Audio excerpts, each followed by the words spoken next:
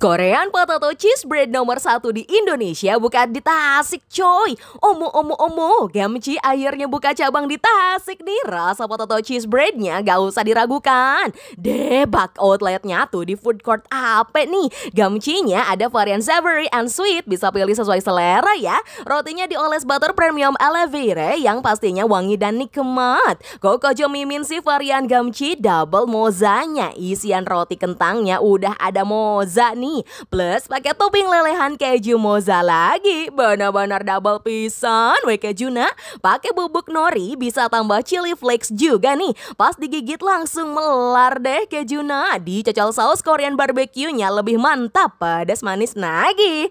Jangan lupa cobain varian baru Gamci ubinya. Warna ungunya cantik, pakai topping bubuk ubi dan icing sugar. Perpaduan moza dan sweet potatonya mantap nih. Pakai tambahan saus maple-nya makin manis menggoda.